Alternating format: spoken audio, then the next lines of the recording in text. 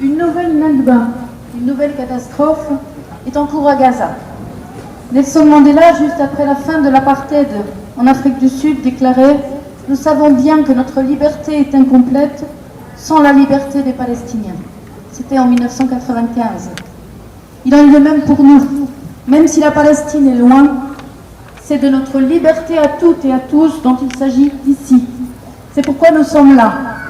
Et nous sommes un maillon d'une longue chaîne humaine, de Londres à Tel Aviv, de Marseille à Bruxelles, de Melbourne à Chicago, de Stockholm à Sydney, de Rome à Tokyo, de Paris à Istanbul, de Caracas à Toronto, de New York à Madrid, de Los Angeles à Rabat. Et nous continuerons. Gaza, Montbéliard est avec toi. Gaza, Gaza, Montbéliard est avec toi. Gaza, Gaza, Montbéliard est avec toi. Gaza, Gaza, Montbéliard est avec toi. Gaza, Gaza, Montbéliard est avec toi. Un devoir impérieux s'impose aux organisations politiques et syndicales et aux associations que nous représentons. Nous révolter contre l'horreur, affirmer notre solidarité avec les Palestiniens, exiger l'arrêt de l'agression israélienne. Malheureusement, ce n'est pas la première fois que nous sommes amenés à nous mobiliser pour la Palestine. Et ce ne sera pas la dernière, car l'occupation engendre toujours la résistance.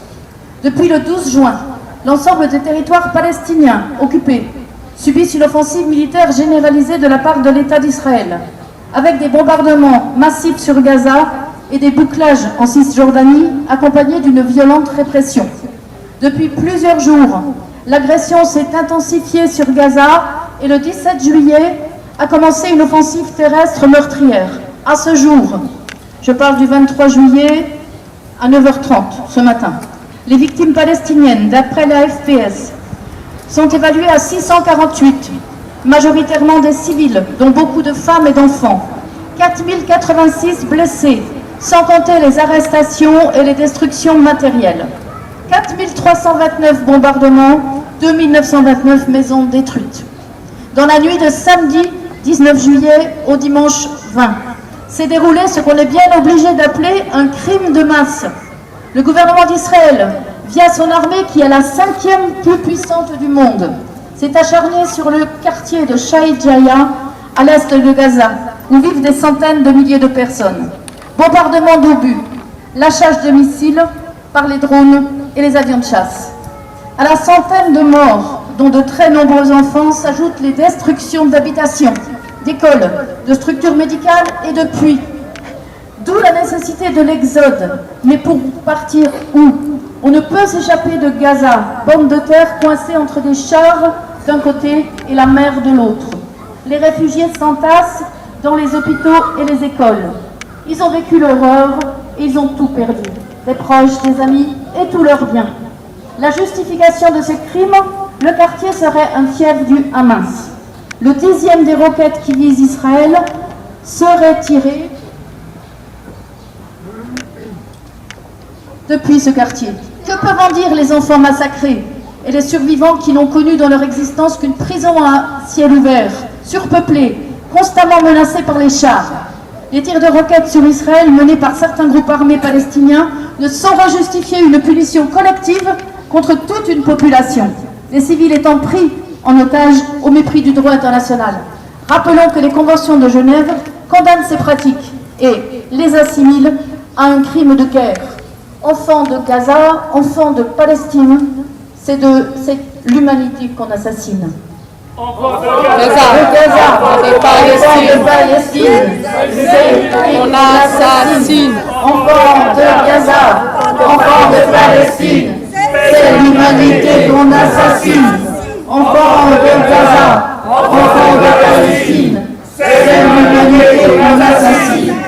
Enfants de Gaza, Enfants de Palestine, c'est l'humanité qu'on assassine.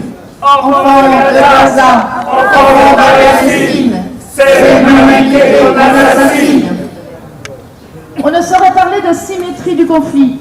Il y a là-bas un pays occupé, la Palestine, et un pays occupant l'État israélien, avec une armée régulière disposant de chars, d'avions et de combattants. On peut s'indigner et condamner l'assassinat de tout Israélien et Palestinien. On se rappelle de l'enlèvement de 3 adolescents israéliens assassinés lâchement, suivi de l'assassinat d'un jeune Palestinien brûlé vif en représailles. Mais ces événements récents ne sont pas la cause du déclenchement de la violence. L'essentiel n'est pas les actes irresponsables de quelques extrémistes qui, des deux côtés, empêcheraient l'établissement de la paix. La situation actuelle est surtout le résultat du renforcement de la politique coloniale de l'État d'Israël, de la violence permanente qu'il fait subir aux Palestiniens opprimés et humiliés quotidiennement. Les causes de la guerre, c'est la colonisation qui se poursuit en Cisjordanie. C'est le blocus imposé à Gaza, les prisonniers qui croupissent dans les prisons en violation des règles de justice les plus élémentaires. Une seule solution, la fin du blocus et de l'occupation. Une seule solution, la fin du blocus et de l'occupation. Une seule solution, la fin du blocus et de l'occupation. Une seule solution, la fin du blocus et de l'occupation. Les causes de la guerre, c'est aussi l'absence de perspectives politiques. Tous les efforts de dialogue et de solutions politiques sont refusés par le gouvernement Netanyahou, auquel participe l'extrême droite israélienne. Alors que s'amorçait un rapprochement entre le Hamas et le Fatah, l'État israélien a tout fait pour gêner les autorités palestiniennes. Il a suspendu la libération des prisonniers politiques. Il a gelé les taxes douanières qui sont une ressource essentielle pour les Palestiniens. Fondamentalement, le gouvernement israélien ne veut pas d'un État palestinien viable et souverain. Et tous les pas en avant de cette direction, il les anéantit. Israël ignore délibérément de nombreuses résolutions de l'ONU au mépris du droit international. Ce viol permanent des règles bénéficie de l'impunité de la part de la communauté internationale qui se refuse à une condamnation et à des sanctions. Cette impunité doit cesser. Les Palestiniens, la population d'Israël, le monde entier ont besoin de la paix dans cette région. La Palestine a besoin de la protection internationale, en particulier de celle de l'ONU et de l'Union européenne. Et nous sommes ici pour l'exiger. Les gouvernements et l'Union européenne ont les moyens de faire cesser ces crimes. Ils disposent des outils juridiques, politiques, commerciaux pour faire entendre raison au gouvernement guerrier et ultra-droitier de Tel Aviv. Ils peuvent également prendre la décision d'envoyer immédiatement une aide humanitaire, médicale et sanitaire d'urgence pour secourir les victimes. Le président de la République, François Hollande, a affiché ces jours-ci un soutien scandaleux à l'État d'Israël et au gouvernement Netanyahou. Jamais la France n'est allée aussi loin dans le soutien. Netanyahou. Hollande complice, Netanyahou assassin. Hollande complice, Netanyahou assassin. Hollande complice, Netanyahou assassin. Hollande complice. Netanyahou. Le ministre de l'Intérieur, Manuel Valls,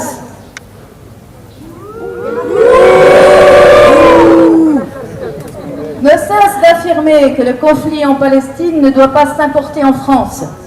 Mais ce qui le gêne, c'est qu'une grande partie de la population française veut crier son dégoût devant les massacres et affirmer sa solidarité avec le peuple palestinien. Nous le disons haut et fort. Nous n'acceptons pas que les mobilisations pro-palestiniennes soient présentées comme des manifestations antisémites. L'antisémitisme comme l'islamophobie, toutes les formes de racisme nous font horreur. Transformer ce qui se passe en Palestine en un affrontement entre communautés, entretenir la confusion entre les Juifs et Israël,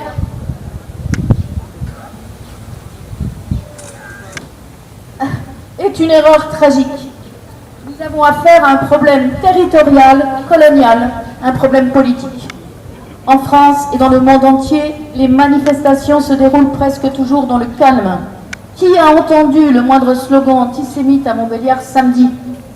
Les débordements en marge des manifestations sont le fait de minorités qui affaiblissent ainsi la solidarité contre les massacres en Palestine.